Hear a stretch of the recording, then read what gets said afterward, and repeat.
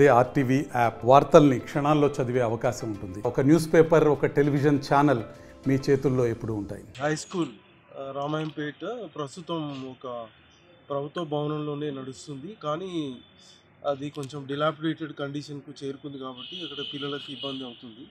So దాన్ని shift చేయడానికి collector గారి ఆదేశాల మేరకు ఈరోజు కొన్ని ప్రత్యామ్నాయంగా ఏర్పాట్ల కోసం 2-3 బిల్డింగ్స్ చూడడం జరిగింది.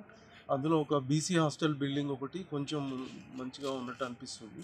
సో ఇప్పుడే మేము ఈఈపీఆర్ తోటి మాట్లాడాము. ఆ బిల్డింగ్ యొక్క కెపాసిటీ, దానికి ఇంకా ఎంతకాలం వరకు బిల్డింగ్ బాగుంటుంది, ఆ లీకేజెస్లు అవన్నీ ఒకవేళ రిపేర్ చేయించాలంటే ఎంత ఖర్చు అవుతుంది, అదంతా జిల్లా కలెక్టర్ గారి దృష్టికి తీసుకెళ్ళి సార్ అనుమతిస్తే ఆ స్కూల్ని ఇక్కడికి షిఫ్ట్ చేయడానికి ప్రయత్నం చేస్తాం.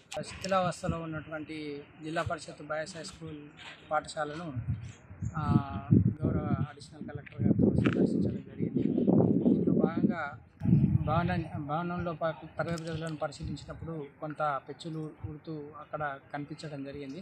కొంచెం పిల్లలందరూ కూడా ప్రమాదకరమైనటువంటి పరిస్థితిలో ఉంది కాబట్టి ప్రత్యామ్నాయ బిల్డింగ్లు ఏమైనా గౌరవ కలెక్టర్ గారు చూడమని చెప్పడం జరిగింది. కాబట్టి అడిషనల్ కలెక్టర్ గారు నేను రామాయంపేట లోకల్ ఉండేటువంటి ప్రభుత్వ భవనాలను పరిశీలించడం జరిగింది.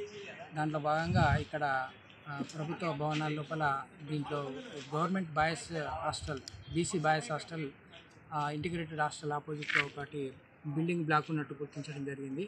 దానికి సంబంధించి మరి డీటెయిల్డ్ ఎస్టిమేట్స్ పంచాయతీరాజ్ ఏఈ ద్వారా వేయించి మరి గౌరవ కలెక్టర్ గారికి వీటిని సమర్పించి సార్ ఒకవేళ అనుమతిస్తే ఈ బిల్డింగు లోపల ఆ స్కూల్ను షిఫ్ట్ చేయాలని చెప్పేసి అనుకుంటున్నాం.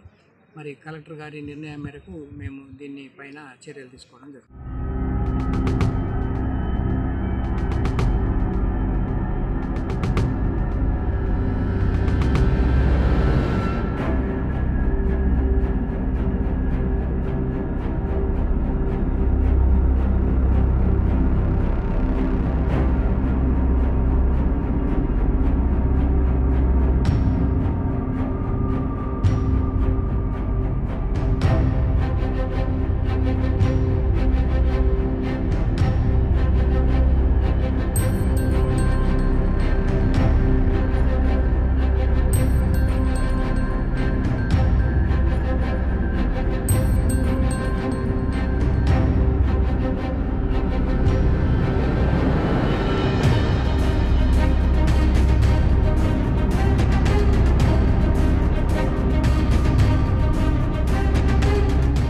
మరిన్ని వీడియోస్ కోసం ఛానల్ ని సబ్స్క్రైబ్ చేయండి. లేటెస్ట్ అప్డేట్స్ కోసం వాట్సాప్ ఛానల్ ని ఫాలో చేయండి.